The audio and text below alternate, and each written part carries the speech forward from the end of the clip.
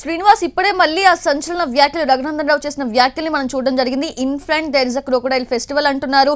అలాగే కాసేపటి క్రితమే ఈడీ నోటీసులు ఇవ్వడం, కేసు నమోదు చేయడం, అట్ ద సేమ్ టైం రావడం కూడా జరిగిందని చెప్తూ ఉన్నారు. సో ఏంటి, ఎలా చూడాలి ఈ వ్యాఖ్యల్ని?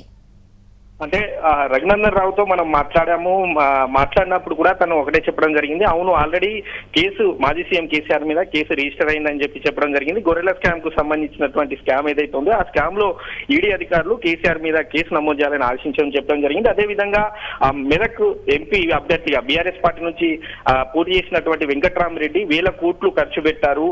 అదేవిధంగా ఆ ఖర్చు పెట్టినటువంటి అంతా కూడా మేము కక్కిస్తాము, వాళ్ళు లక్షలు కోట్లు పంచినా కూడా వాళ్ళు గెలవలేదు, నయా పైసా పంచకుండా బీజేపీ పార్టీ నుంచి నేను గెలిచానని చెప్పి రఘునందన్ రావు మాట్లాడడం జరిగింది. అదేవిధంగా ఇటు బీఆర్ఎస్ కీలక నేతగా ఉన్నటువంటి హరీష్ రావు కావచ్చు, అదేవిధంగా మాజీ సీఎం కేసీఆర్ కావచ్చు, అదేవిధంగా వెంకట్రామరెడ్డి కావచ్చు, ఈ ముగ్గురికి కూడా ముందుంది ముసళ్ళ పండుగ. అంటే ఒక సినిమా శంకర్ దాదా ఎంబీబీఎస్ సినిమాలో ఉన్నటువంటి డైలాగ్ ను ప్రస్తావిస్తూ in front there is crocodile festival అంటూ కూడా ఆయన మాట్లాడడం జరిగింది. ఆ తర్వాత నిన్న కూడా ఇద్దరు హరీష్ రావు, ఇటు మాజీ మంత్రి హరీష్ రావు కావచ్చు, అదేవిధంగా మెదక్ ఎంపీ రఘునందన్ రావు ఇద్దరు కూడా ఒకే కార్యక్రమంలో శివపార్వతుల కళ్యాణంలో పాల్గొన్నారు. అక్కడ కూడా పాల్గొన్నటువంటి సందర్భాన్ని కూడా ఆయన గుర్తు చేశారు.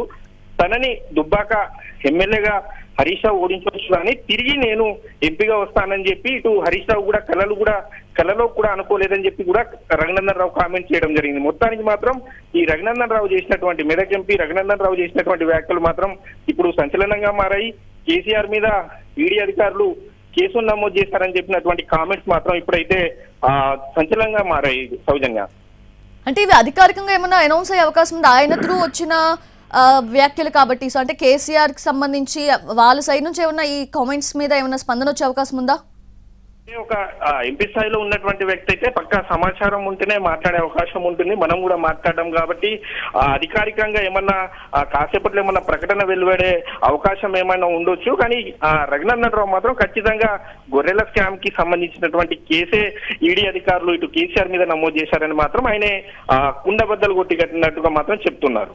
మరి ఈడీ సైడ్ నుంచి ఏమైనా ఇన్ఫర్మేషన్ ఉందా శ్రీనివాస్? బికాజ్ ఈడీ ఆల్మోస్ట్ వెళ్ళారు కేసీఆర్ దగ్గరికి, ఆయనతో మాట్లాడడం, విచారణకు సంబంధించి ఇట్లా కూడా ఆయన చెప్పారు కాబట్టి, సో ఇన్ దాట్ వే ప్రస్తుతానికైతే అటువంటి సమాచారం ఏం లేదు. ఇంకా అఫీషియల్ గా అయితే ఇంకా సమాచారం రాలేదు. కాకపోతే అంటే ఒక కేంద్రంలో ఇటు అధికారంలో ఉన్నటువంటి ఎంపీగా రఘునందన్ రావు ఉండడంతో మాత్రం ఈ వ్యాఖ్యలు చేయడం వల్ల మాత్రం అంటే ఖచ్చితంగా ఈడీ అధికారులు వచ్చారన్న ఊహాగానాలు అయితే రఘునందన్ రావు వ్యాఖ్యలతో మాత్రం వినిపిస్తున్నాయి. మరి అంటే కాసేపు ఆగితే మనకు సాయంత్రంలో ఆగితే దీనిపైన ఒక క్లారిటీ వచ్చే అవకాశం అయితే ఉంది. సౌజన్య, ఓకే. అంటే శ్రీనివాస్, ఒక ఈడీ అనే ఒక బృందం నోటీసులు ఇవ్వడం కానివ్వండి, కేసు నమోదు చేయడం కానివ్వండి, లేదంటే వాళ్ళు వెళ్ళటం, ఇదంతా కూడా ఈడీ త్రూ ఇన్ఫర్మేషన్ వస్తుంది బేసికల్లీ. బట్ ఇట్లా ఒక ఎంపీ పొజిషన్ లో ఉండి రఘునందన్ రావు గారు ఈ వ్యాఖ్యలు చేయడం అంటే ఈడీ ఎలా స్పందించే అవకాశం ఉంది?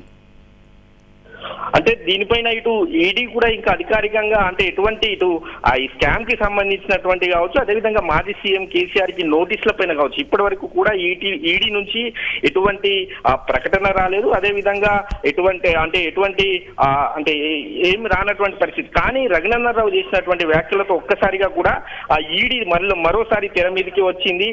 రఘునందన్ రావు చేసినటువంటి వ్యాఖ్యలతో నిజంగానే తిరిగి మళ్ళీ అంటే తెలంగాణలో ఈడీ అధికారులు వచ్చారన్న ఒక ఊహాగానాలు వినిపిస్తున్నాయి. అదే విధంగా ఈడీ తాజాగా ఇటు కాంగ్రెస్ ప్రభుత్వం ఏర్పడ్డ తర్వాత ఈ గొర్రెల స్కామ్ వెలుగులోకి రావడంతో తిరిగి మరోసారి ఈడీ అధికారులు వచ్చారు. గతంలో మద్యం కుంభకోణం కావచ్చు, మరోసారి ఇప్పుడు గొర్రెల స్కామ్ వెలుగులోకి రావడంతో నిజంగానే ఈడీ అధికారులు వచ్చారన్న ఇటు ప్రచారం అయితే జరుగుతుంది. శ్రీనివాస్, మీరు మాట్లాడడం జరిగిందన్నారు, రఘునందన్ రావు స్వయంగా చెప్పారు అంటున్నారు, అంటే పక్కా ఇన్ఫర్మేషన్ తోనే నేను ఈ వ్యాఖ్యలు చేశాను అని చెప్పి. సో ఇన్ దట్ వే అంటే ఆయనకు ఆ పక్కా ఇన్ఫర్మేషన్ ఎక్కడి నుంచి వచ్చింది అనేది ఏమైనా ఆయన షేర్ చేశారా?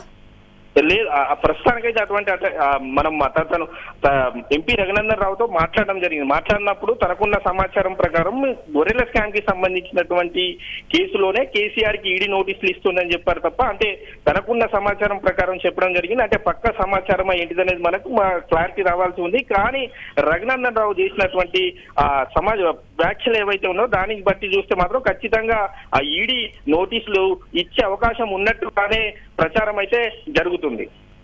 Yes Srinivas, thank you.